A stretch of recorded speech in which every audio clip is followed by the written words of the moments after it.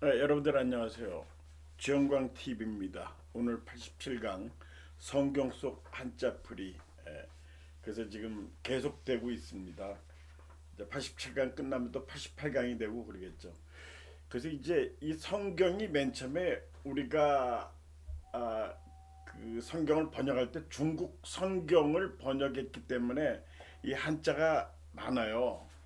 그래서 이제 우리가 이 성경을 그렇게 공부하고 있는데 하여튼 중국의 성경을 번역했다 맨 처음에 1885년도에 이제 기독교가 한국에 들어왔는데 기독교를 예배를 드리기 위해서 성경이 있어야 되는데 우리말 성경이 없었죠. 급한 대로 이제 중국 성경을 보고 그걸 번역하고 그런 과정에서 하여튼 중국어 성경이 기본이 됐어요. 에, 안 그래도 이제 한자를 많이 쓰는 건데 그래서 지금도 이제 우리가 그 바탕이 그겁니다. 중국어 성경이 바탕이 돼서 한자가 이렇게 많습니다. 그래서 그거를 지금 이제 개혁판에서 많이 고쳐지고 있긴 하지만 원래 또 한자가 많아요. 우리가 쓰는 말 중에. 그래서 지금 이거를 공부하고 있습니다. 오늘도 시작을 해보겠습니다. 오늘은 민수기 22장 7절에서 25장 18절까지 말씀해서 보겠습니다. 처음에 나오는 한자는 복채입니다. 민수기 22장 7절의 말씀이에요. 본문을 읽어드리겠습니다. 모압 장로들과 미디안 장로들이 손에 복채를 가지고 떠나 발람에게 이르러 발락의 말을 그에게 전하매 하고 나오죠. 자, 복채라는 거는 이 복자는 점칠 복자예요. 이 딱 획이 두 개로 돼 있죠. 복시도 있어요. 이 성을 가진 성씨도 있습니다. 아주 극소수죠. 뭐 2만 명 이하로 제가 기억하고 있습니다. 우리나라 인구 전체 그렇게 희성입니다. 그다음에 채자는 빚, 우리가 이제 빚을 졌다 이렇게 국채, 국가의 빚은 국채라고 그러죠. 그런 채입니다. 그러니까 복채라는 거는 이 점을 침으로써 빚을 졌다 뭐 그런 것보다 점 친 거에 대한 대가로 주는 돈이다 이렇게 보면 되겠죠. 그래서 국채 보상 운동이라는 것이 있었죠. 이게 1907년에 우리가 일본한테 1,300만 원의 빚이 있었는데 그걸 우리가 군비들이 갚자 모아서 갚아줘야 되겠다 해서 이제 돈을 모으자 이제 그렇게 해서 그게 나중에는 결말은 보지 못했어요. 그래서 어떤 그런 운동이 있었다. 우리가 IMF 때 이제 금모으기 운동 해가지고 상당한 성과를 이뤘죠. 그거는 이제 세계적인 성과를 이뤄가지고 세계에서도 뉴스가 되고 그러기도 했는데 하여튼 국제보상운동 하는 그런 채권자, 빚을 준 사람, 채무자, 빚을 갚아야 되는 사람 그러죠. 복채라는 거는 점친 거에 대한 어, 거기에 대한 대가다 이렇게 생각하시면 됩니다. 복채. 자, 다음 한자 보겠습니다. 다음 한자는 4분입니다. 민수기 20장 10절의 말씀 보겠습니다. 발람이 하나님께 아뢰되 모압 왕 십볼의 아들 발락이 내게 보낸 자들이니이다 이르기를 하고 이제 4분의 1 4분 23장 10절 읽어야 되는데 이건 죄송합니다. 제가 22장을 읽었네. 다시 읽어드리겠습니다. 23. 야곱의 티끌을 누가 능히 세며 이스라엘 4분의 1을 누가 능히 셀고 나는 의인의 죽음을 죽기 원하며 나의 종말이 그와 같기를 바라노라 하매. 자, 이게 4분의 1. 4분의 1이라는 건 넷으로 나눴다는 뜻이죠. 이게 넉사자에 나눌 분자 4분의 1. 그래서 이제 누가 이런 얘기를 했어요. 어떤 빈대떡이다 예를 들어서 뭐 서양으로 한 피자 이런 거죠. 뭐 떡을 넷으로 똑같이 나눈다. 이럴 때 좋은 방법이 있대요. 우선 네 사람이 가위바위보를 한답니다. 그래서 이제 거기 가위바위보에서 1, 2, 3, 4등이 정해지죠. 그러면 4등이 칼을 잡는데요. 그렇지 칼을 잡은 사람이 자기가 이제 정성껏 넷으로 자른답니다. 그리고 4등이 자르고 4등분 한 걸 가지고 1등이 먼저 고른대요.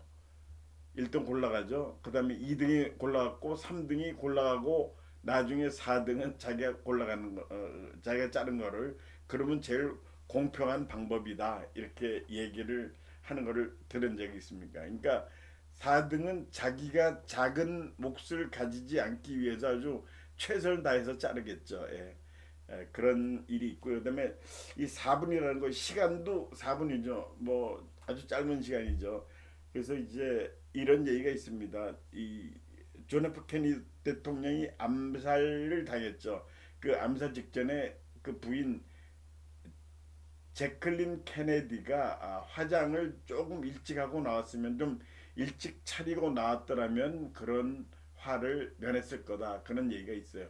그 시간이 한 4분 정도 된다고 합니다. 그 시간을 지체하는 바람에 에, 그때 오스왈트라는 범인이 그 현장을 잘 못 찾았대요. 그래서 우왕좌왕하다가 이렇게 했는데 애든 그 자리를 잡는데 잡자마자 차가 지나가서 그 차를 조준해서 자기의 목적을 이룰 수가 있었다. 즉 케네디를 암살할 수 있었다.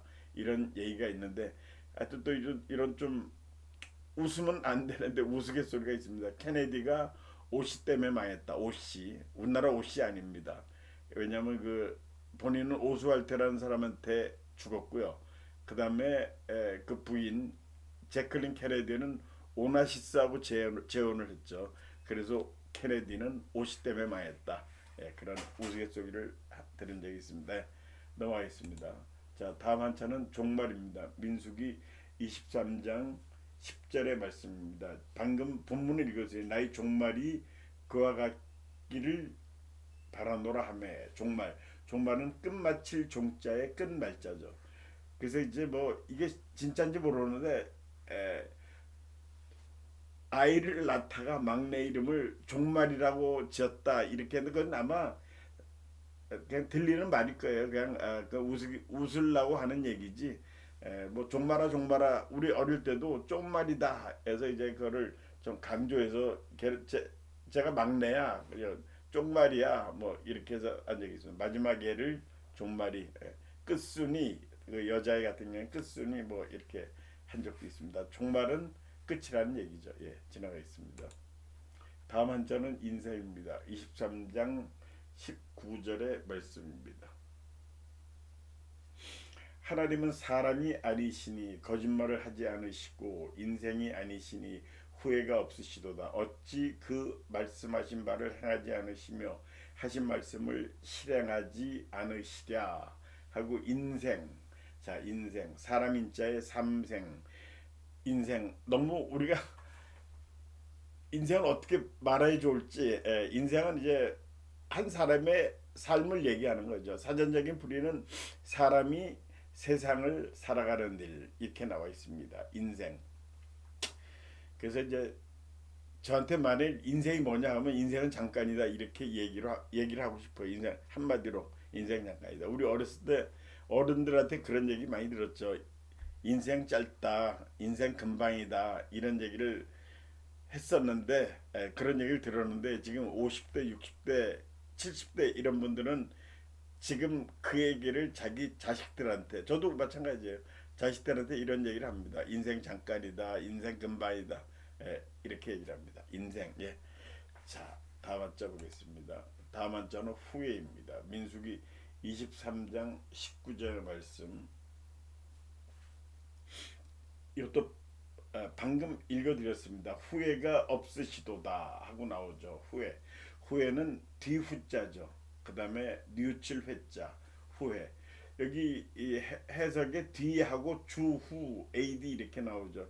그래서 이제 주후라는 건 주님 탄생 이후, 주님 탄신 이후, 주후 몇 년 이렇게 쓰기도 하죠. 주전, 그러니까 BC죠. 그는 AD는 아노 도미니. 이게 아노는 라틴어로 after란 뜻이에요. 뭐뭐 이후에. 도미니는 주님을 얘기합니다. 그래서 이제 AD, BC, BC는 또 영어로 했어요. Before Christ 해가지고 이게 다 아는 얘기지만 주후 주전 해서 이제 그렇게 하고 그 한때는 일본이 이 그 왕이 바뀔 때마다 그 왕의 호를 따가지고 호는 아주 왕 이름을 따가지고 이렇게 하죠. 지난번에 왕이 평성이라고 그랬어요. 우리 그 나라 말로 헤이세이라고 그랬습니다. 그 헤이세이 몇 년. 그 왕이 즉위한 지 몇 년. 즉위 5년, 헤이세이 5년 그렇게 얘기를 한 적이 있어. 우리나라도 한때 뭐 그런 적이 있었어요. 어, 뭐 지금은 이제 서기 몇 년, 단기 몇 년, 또 불기, 불교에서는 불기 몇 년 그런 기원으로 따지죠. 우리나라도 한때 단기를 더 우선시했습니다. 이 60년대, 50년대, 60년대는 단기가 일반화돼 있었어요. 그때 달력에 보면 단기 몇 년, 서기는 뭐 좀 촉박했었습니다. 두 연수의 차이는 2333년이죠. 자, 후회하는 거. 그래서 이제 누가 책을 쓴 걸 보니까 인생에 후회하는 게 뭐냐 했더니 이제 여행을 못 간 게 후회스럽다. 그러니까 여행을 돈 벌어서 가려고 그랬더니 그땐 늦었더라. 우선 다리가 떨리고 그래가지고 참 후회가 된다. 그래서 여행은 가슴 떨릴 때 가야 된다. 이런 얘기가 있죠. 그다음에 먹고 싶은 거 이제 나중에 돈 벌어서 시켜 먹으려고 그랬더니 그때는 이 위장이 망가지고 속이 망가지고 그래서 많이 먹지도 못하고 그렇다. 먹고 싶은 거 좀 시켜 먹을 것 이런 후회가 있죠. 또 이런 얘기도 있어요. 가난하게 살다가 부자로 죽는 거 이게 제일 인생의 후회스러운 일이다. 이제 가난하게 살았다는 거는 여유가 있는데 그 돈을 안 쓰고 살았다. 근데 나중에 돈이 어느 정도 모아졌는데 그때는 죽을 때가 됐더라. 그러니까 그는 참 이게 미련한 거랍니다. 부자로 살다가 가난하게 죽는 거.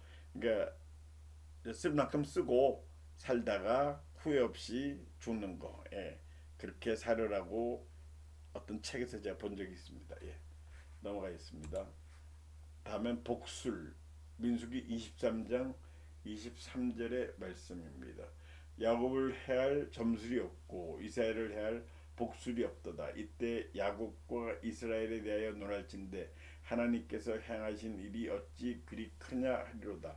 자, 복수는 이 점을 본다, 점을 친다 그런 복이고요. 술은 제주죠. 그러니까 복수를 하면 이제 점을 치는 제주. 그러니까 점 치는 그런 걸 얘기하는 거. 점을 치는 기술이다. 뭐 이렇게 하기는 좀 그렇죠. 이거는 점 치는 일이다.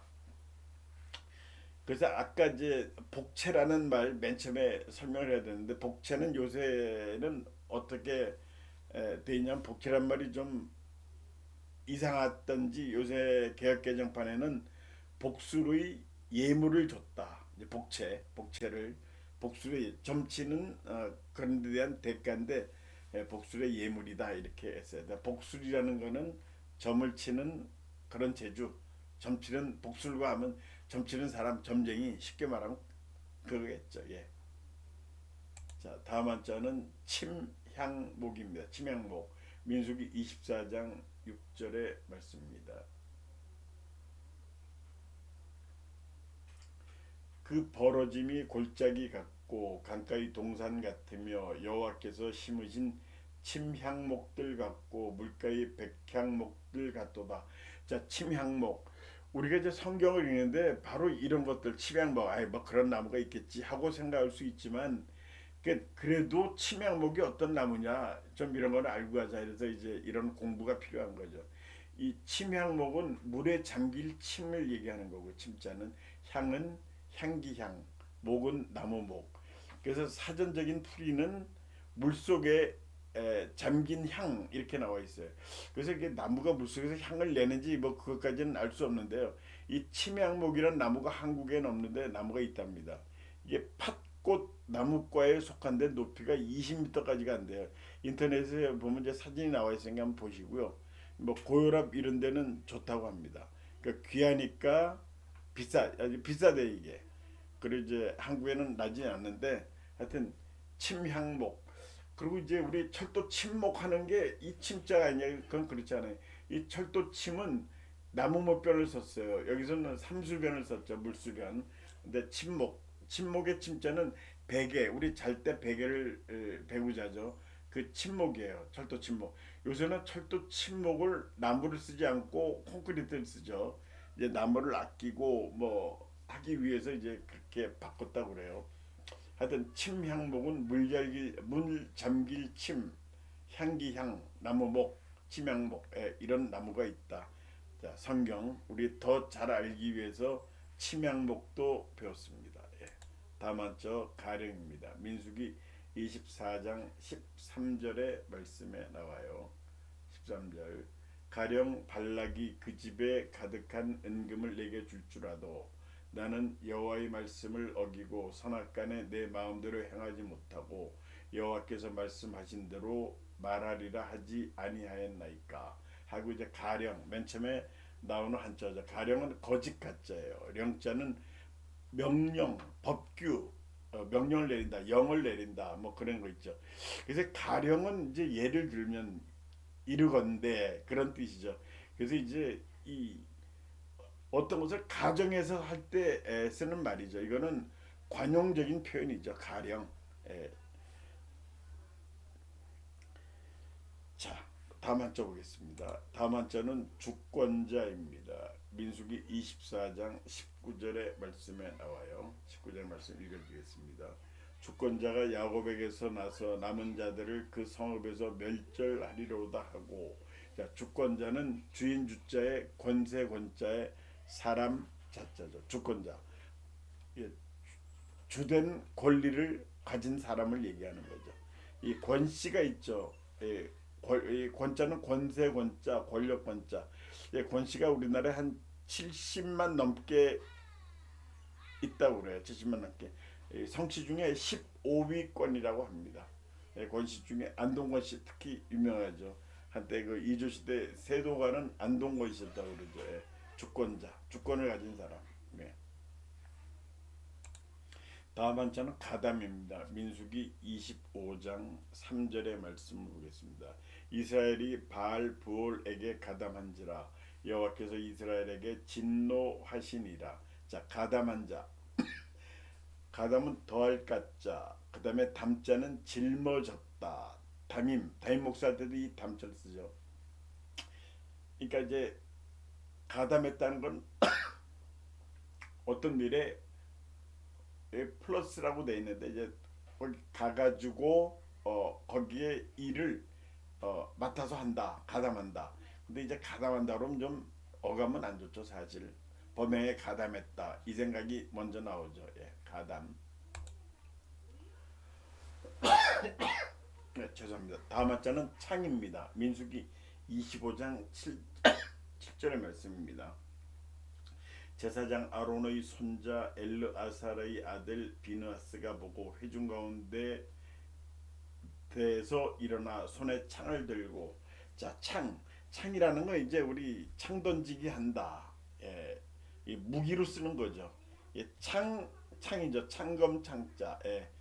그래서 이제 무기로 쓰는데 올림픽에 창 던지기라는 그런 종목이 있죠. 창 던지기에서 100m만 던져도요. 세계적인 선수래요. 저는 뭐 그게 몇백 미터 나간 줄 알았는데 그게 아니고요. 그다음에 무게가 800g밖에 안 된답니다. 이게 생각보다 가볍죠. 근데 그거 100m만 던져도 세계적인 기록이래요. 그 길이는 2m 한 70cm 된답니다.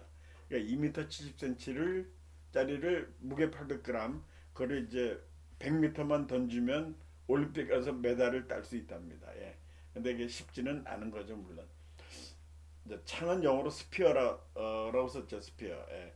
그 영국의 세계적인 유명한 극작가 셰익스피어 있죠.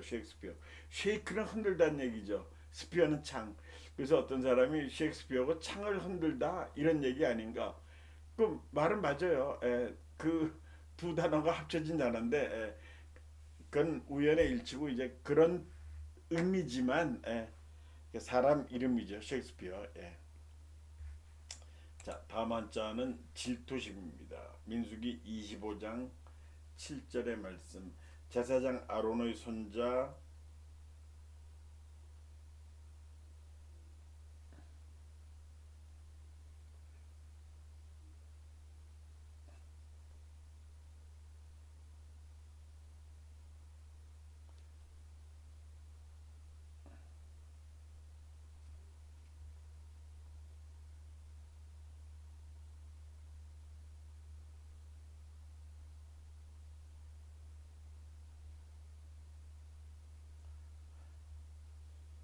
이거 질투심 11절인데 이거 잘못했습니다. 죄송합니다.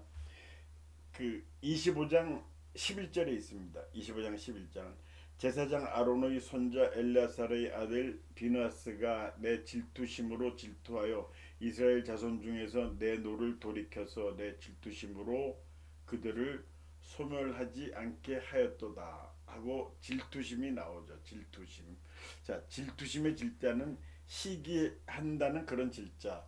그다음에 투자는 질투 투자 마음심자.